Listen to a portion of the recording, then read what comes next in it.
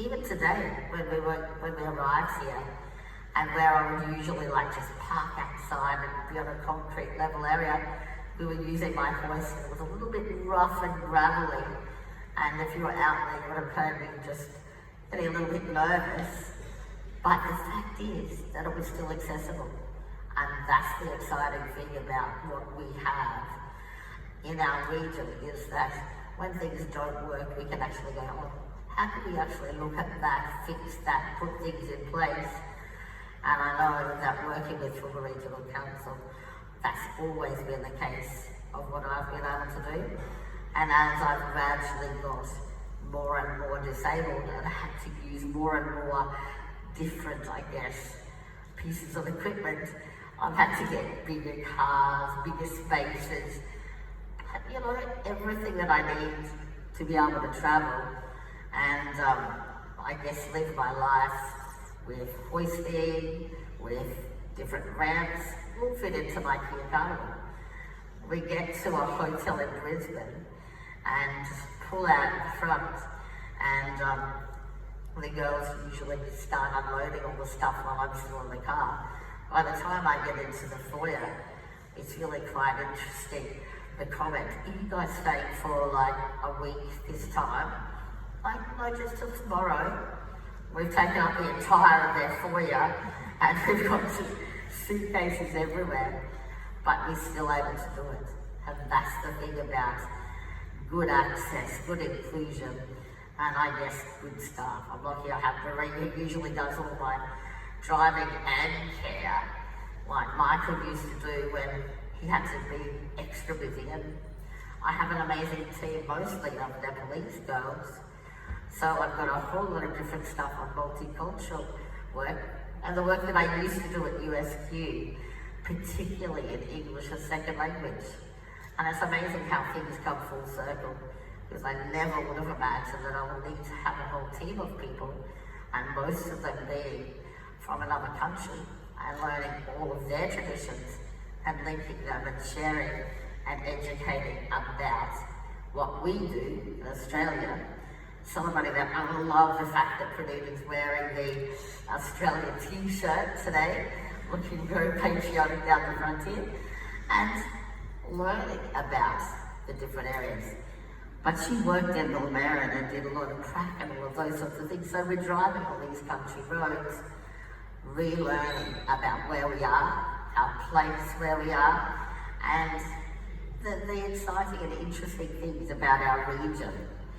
And I think that's what embeds our life here in this region, is the fact that we all seem to have a linkage to other people. You might, I know I used to go swimming a lot at this former pool, and nearly every single week I would meet up with someone who knew something and knew what I was doing somewhere. I'd be like, oh, better be really careful what I'm saying. But that was so special. It was just the fact that there was a real sense of community. And I think that is one of the things about Australia Day that we really can celebrate from this area. And I think that links to so many different things that I think are special. A great education system. And I know the work that I do at USQ, and yes, Jeff, I am still getting to terms with the fact that we have to say the name a little bit differently. And even when you write it on your emails, it's just like, okay, it's the same place, it's the same people. And our education ties across this region are so strong. And we can see that the nominations, the awards, the winners, the reason why we're here today to celebrate the strength of this community. And I know Jeff is so right when he says, start thinking about it now. Write it down so you remember it, because yes, the date usually goes past before you've actually put the nomination in or thought about who you're going to nominate. But we have an amazing education system.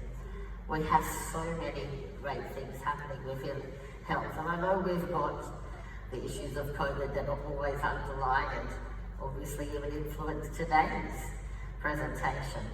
But we are working out strategies to do it best and to showcase what we can do in Australia, in Queensland and locally to bring together to support each other in that space. And I know when I think about inclusion and I think about disability, it again links back to education and how we can let people understand what that lived life is, what it means to be involved and be part of. And if anyone knows about my life, I never usually accept anything early in the morning because it is so difficult to think about those time frames. It used to be like you just jumped out of bed, jumped up, got dressed, had brekkie, went on your way. There's a lot more things to think about with high level disability, but it doesn't mean that you can't work in another strategy, work late at night. That's my strategy to do that. But it makes it very hard the next morning to get up too early. But that focus on what we can do and what our vision can be for how we as a community come together and actually make a difference. What can we do? And our region, I think, by having such amazing people, the people who are getting the awards today, having them actually as part of where we're going forward. Well, I'm part of the legacy for the 2032 Olympics. And I know it seems a very long way away, and I sort of think, what are we doing? It's the now, it's the dreams that we have, and anything that you have, each one of you here today, individually, we've got a lot of opportunity in the next month, before the 3rd of March, to actually feed in to our group and the government as to what you think we can do from our region. We really need to think about, we're a rural and remote area, but we also are very close to Brisbane, and we are very close to linking all of the different small communities together to actually make a real difference and actually maybe create something that is out of the box, something totally that you might never think could be part of where we are today. So that's my, I guess, call for you guys to really think about what's something very exciting, very different. So I want a very fast train between Brisbane and Toowoomba so I can go shopping faster. So I don't have to go slowly in the car, just drive on the train, go. You know, I brought that up at the last meeting. They're like, yeah, that's a great idea. They weren't thinking small like that. They were thinking of going diving in the barrier reef in a wheelchair. I was like, would that even happen?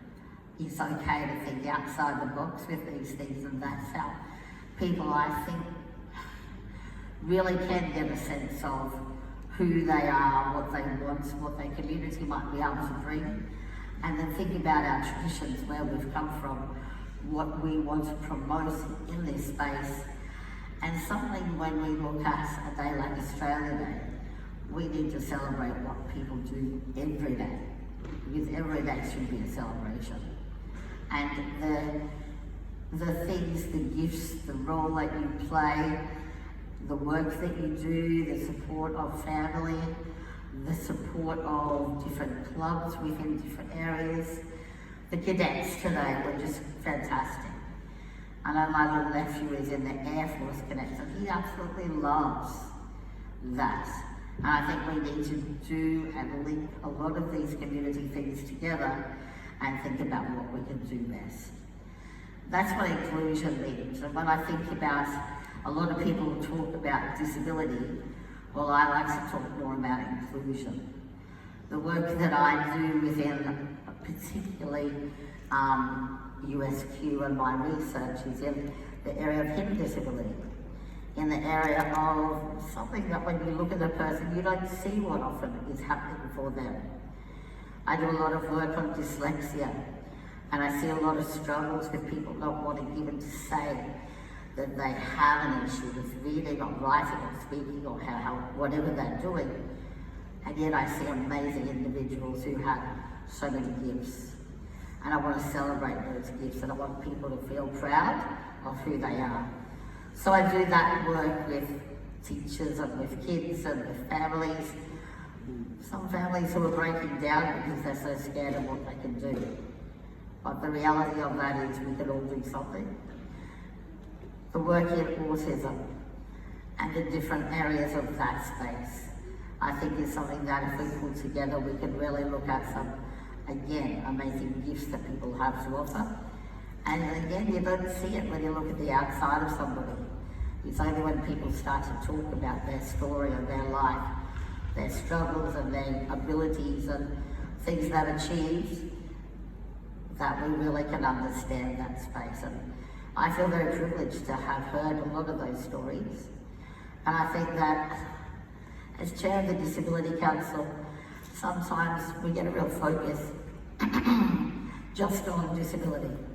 And I want to retake it back to, it's about inclusion, how we can do it best, how we can value our communities, celebrate our communities, and take our communities into the future and look at what we have to offer and how we can share with one another to really get the best outcomes.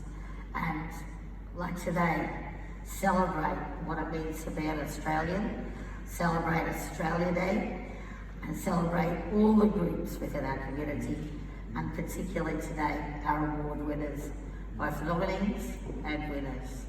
So thank you very much for coming along and being part of, and I hope we continue celebrating all day and all year, because that's what Australia Day is all about, and that's what living in Australia gives us the opportunity to do. So thank you.